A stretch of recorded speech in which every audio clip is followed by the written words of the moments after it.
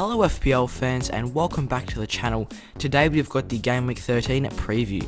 And just before we get into the video, please consider getting subscribed and liking to show support for the channel, and also share this video with your friends if you guys are enjoying this type of content. Please don't forget to check out SofaScore as they have provided the stats for today's video.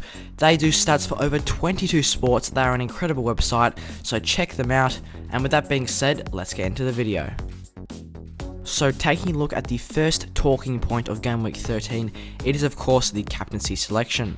There is 3 players that I've listed here who are up for contention for the captain's armband, starting off with Kevin De Bruyne. This week he faces West Brom at home, which is obviously a very nice fixture for him as he has scored 24 points in his last 2 home matches. This comes about as he's recorded 2 double-digit hauls of 14 and 10, compiling 1 goal and 3 assists in these games. In the last 4 game weeks, De Bruyne has produced a whopping 17 shots, which is the joint top amongst all players in FPL. Also, West Brom have considered the most goals this season with a total of 25, and with Manchester City's prolific form in front of goal, De Bruyne is almost guaranteed to get those returns. Moving on to the next captaincy option, it's Bruno Fernandes. This week he has got Sheffield away, which is a very good fixture for a captaincy choice of Bruno Fernandes, as he has also recorded double-digit hauls in all 4 of his away starts. In these 4 away starts, he has totaled a score of 50 points and averages 11.2 points on the road ahead of his Sheffield United fixture. Bruno Fernandes has blanked just 3 times this season and is yet to blank away for Manchester United upon his arrival to the club, meaning he is a very consistent option to have, especially when playing away from home. And moving on to the third and final captaincy option, it's Jack Grealish. This week he has got Burnley at home, which is another great fixture for a captaincy choice on Grealish, as he has returned hauls of 24 and 15 in his last 5 home matches. He offers a great differential captaincy option in midfield, as he currently has a 3.97 expected assists, which is the 3rd most for midfielders, only behind the other 2 captaincy options of Bruno Fernandes and Kevin De Bruyne. Grealish has tallied 30 shots, which is the 5th most for midfielders, and is obviously that main source of attack for Aston Villa. Also, Burnley have conceded 12 goals on the road, with only West Brom and Sheffield faring worse. With Grealish's great form and consistent performances so far this season, he is also a great option to consider for the captain's armband. Now moving on to the second talking point of the Game Week 13 preview, it is the defensive rotations. We're going to be taking a look at 2 key players which are quite highly owned at the back of the pitch, who should be up for rotation based on their difficult fixtures in the next few game weeks. The first player on the list is James Justin, who this week faces Everton at home.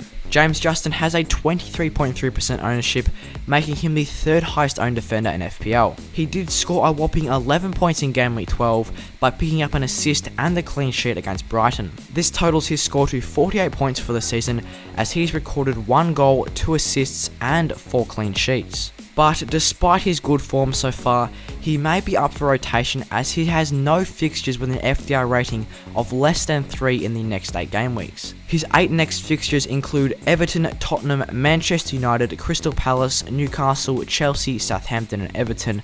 And I would just say any of those fixtures are looking unlikely for clean sheets, just because all the teams listed there are quite attackingly strong, and Leicester have obviously been a bit inconsistent so far this season, so it could be worth looking to rotate James Justin. Having a look at the second player up for rotation, it is Kyle Walker-Peters. This week he faces Arsenal away and currently has a 13.2% ownership, which is the 8th highest owner for defenders. He did manage 6 points in Game Week 12 as he got himself a clean sheet against Sheffield, totaling his score to 46 points for the season. This comes about as he has recorded 2 goals and 5 clean sheets, which has been very impressive in that Southampton defence. Up until Game Week 26 though, Southampton only have 1 fixture with an FDR rating of less than 3, meaning it is going to be unlikely for those Kyle Walker-Peters returns despite Southampton's solid defensive form.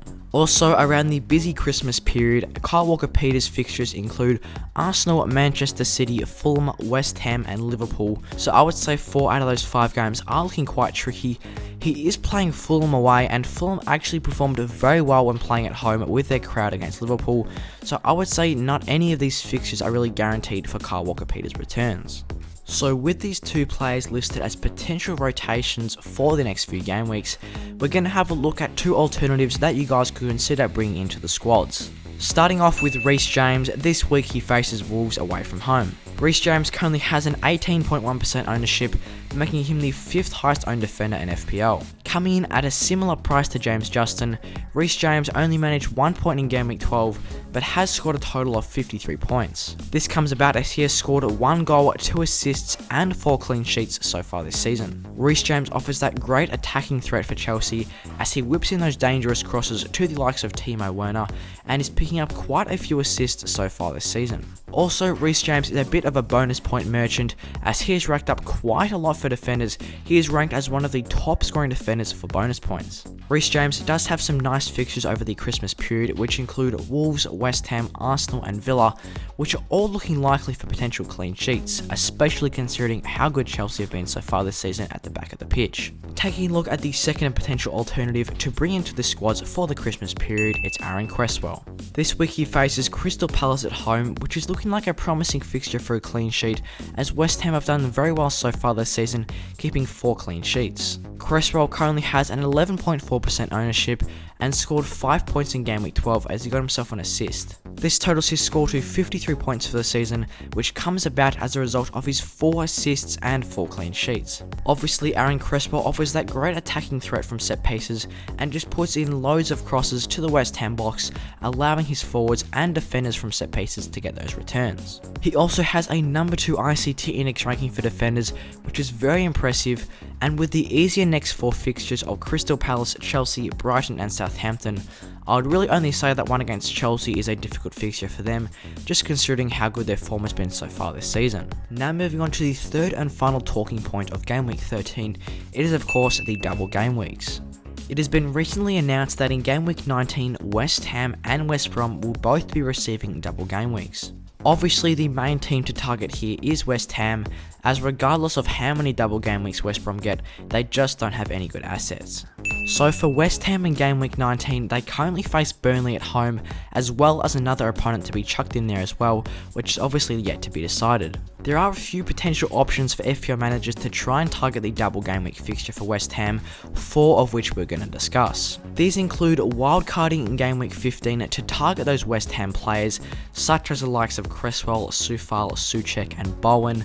Obviously, it's not going to be plausible to have 3 West Ham assets, as I would say that would be going a bit over the top, but if you could have 1 or 2 there just in the squad, it would be nice to try and target that good fixture run for West Ham and that double game week. Another potential avenue to go down would be to free hit in Game Week 18 and save that wildcard to try and target other players from different squads. Obviously, a free hit in Game Week 18 is a good choice, as using a free hit around the double game week period is probably the safest option. The third option is to slowly transfer in West Ham players to the squad over the coming game weeks, whether that be 1, 2 or potentially 3 options. And the fourth and final option would just be to leave it alone and stick with the current assets in your squad and look to bring in more valuable players elsewhere instead of using the transfers on West Ham players. Obviously, the 4 players that I would say you want to target would be Cresswell, Soufal, Souček and Bowen, as they are the ones that have got the highest returns so far for West Ham, so if you do want to target the double game week in Game Week 19, then those will be the players that I would go for. So that's what I've got for today for the Game Week 13 preview. I hope you guys enjoyed the video. If you did, show your support to the channel by subscribing and leaving a like on the video, and also leave a comment who you guys are going to have for your all important captaincy selection of Game Week 13. With that being said, I'll see you guys in the next one.